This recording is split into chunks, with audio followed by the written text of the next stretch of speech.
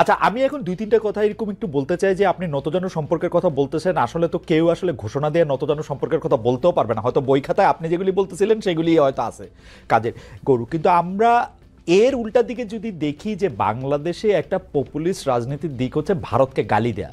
সেটা আপনি জনপ্রিয় হইতে গেলে আপনি ভারতকে একটা গালি দিতে হবে, ভারতকে আপনার যেটা আপনি শুরু করছেন যে অনেক কিছু শেষ করে দিতে হবে, সেটা বলা। বিএনপির অবস্থানটা আসলে কি হবে? কেন আমি প্রশ্ন করতেছি, বিএনপির রাজনীতি তো এই 15 বছর বাদ দিলে আমি কিন্তু ভারতের গালাগালি বা ভারতকে ইঙ্গিত করে কথা বলা সেগুলি দুই একটা এরকম ছিল না যে তা না, ছিল। কিন্তু আমরা যখন ক্ষমতায় বিএনপি গেছে 2001 থেকে 2006 যদি আমরা ধরি, সে ভারতের কাছে গ্যাস বিক্রি করে দিতে চাইছে, সে টাটার কারখানা এখানে আইনা কম দামে বিদ্যুৎ দিতে চাইছে, ভারতের সাথে সম্পর্ক উন্নয়নের জন্য এক্সট্রা মাইল গেছে। কেউ কেউ বলতে চায় যে তাইওয়ানকে স্বীকৃতি দিছে ভারতকে খুশি করার জন্য, চীনকে অখুশি করার জন্য। ওই রিয়ালিটি আর নাই, সেই রিয়ালিটি এখন আর নাই। এটার কারণ হচ্ছে কি, আমি আপনাকে একটা ঘটনা, ছোট্ট ঘটনা। 2024-এর নির্বাচনের আগে আমাকে বাংলাদেশের একজন সেনা কর্মকর্তা, আমি এখানে নাম বলছি না, তো উনি আমাকে বললেন যে উনি যোগাযোগ ছিল প্রফেশনাল কারণে, এবং আমি আপনাকে শুধু এতটুকুই বলছি যে ওনার যে প্রফেশনাল কারণে ভারতের সাথে যোগাযোগ ছিল এটা লিজিট, এটা ওনার প্রফেশনাল ক্যাপাসিটি হওয়ার কথা।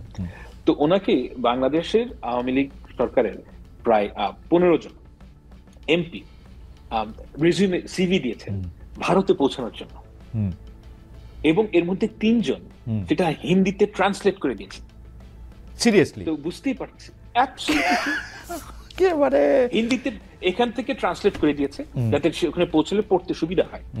এখন আমি আসলেই মনে করি না যে বিএনপি, ধরা যাক যদি বিএনপির, আমি বিএনপির কিছু নেতাদের সাথে কথা বলেছি, আমার কাছে কখনোই মনে হয় না যে তারা প্রো ইন্ডিয়ান, তারা পরিপূর্ণভাবে প্রো বাংলাদেশী।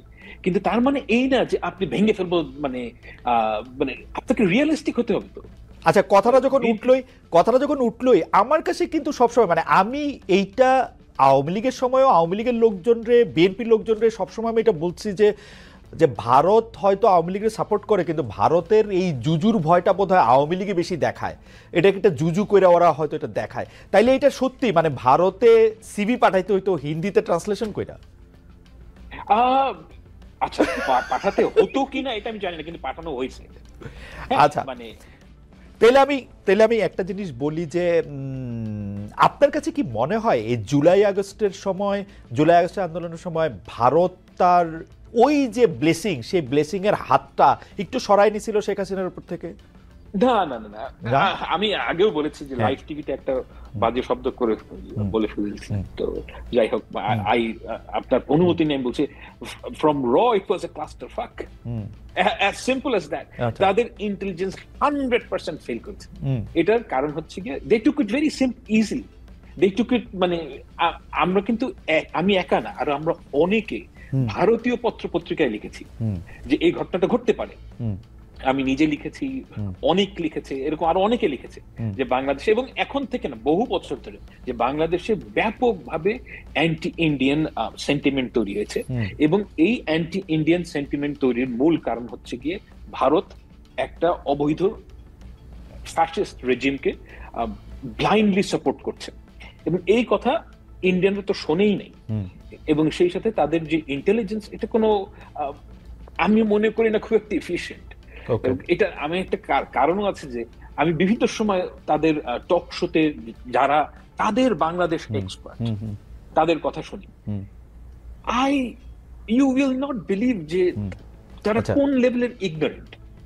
তো তারা বাংলাদেশ সম্বন্ধে খুব ভালো জানেনও না, তাদের ইন্টেলিজেন্স কমপ্লিটলি ফেল করেছে, এবং আমি মনে করি না যে ভারত আওয়ামী লীগের উপর থেকে হাত উঠিয়ে নিয়েছে। এটা কমপ্লিটলি হোম গ্রোন আন্দোলন, এবং এই অভ্যুত্থানের কারণে তারা পরাস্ত হয়েছে। সায়ের ফিরে আসছে, আমি শুধু এই প্রশ্নটা করে রাখি, এটা সায়েরও আসলে একটু আমি জানতে চাইবো যে, মানে ধরেন আমরা থিওরিতে ফেলি, মানে আসলে ইদানিং হয়েছে কি এমন সব কমেন্ট আসে এবং কাইটা কুইটা এমন কি প্রশ্নের যে কি, কিন্তু আমি প্রশ্নটা এরকম করতে চাই যে যদি আমি ধইরা নেই যে আপনি যে শব্দটা, বিউটিফুল শব্দটা ব্যবহার করে বললেন, জুলাই আগস্টে র যেটা করছে, তো সেইটা কি 15 বছর ধরে কি তারা এটা সফল হইতেছিল?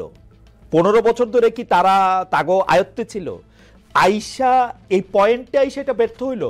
স্যার আমরা কথা বলতেছিলাম যে ইন্ডিয়া আসলে শেখ হাসিনার উপর থেকে তার ব্লেসিং এর হাতটা সরাই লইছিল কিনা, যেই কারণে জুলাই আগস্ট, না এটা আপনি একটু পরে করেন, আমি একটু ফাহামরে জিগাইলো এই ঘটনাটা, যে ফাহাম আপনার কাছে কি মনে হয় যে আগে সফল ছিল পরে সফল হয় এই পয়েন্টটা হিসাবে ব্যর্থ হয়েছে?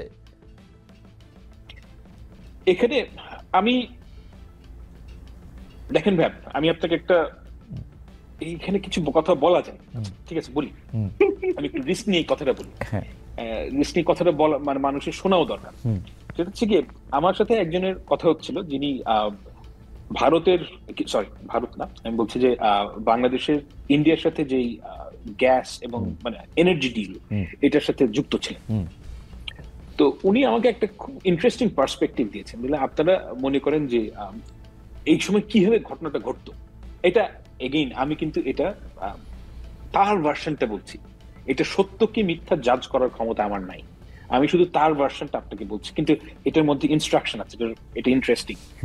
তার ভার্সন অনুযায়ী যে ভারতীয় যারা কর্মকর্তা ছিলেন তারা এই ডিলগুলো করতেন কিভাবে, যে বাংলাদেশিরা গিয়ে বাংলাদেশিদের সাথে ডিল করবে, গভর্নমেন্টকে প্রেসার দিবে থ্রু ইন্ডিয়া।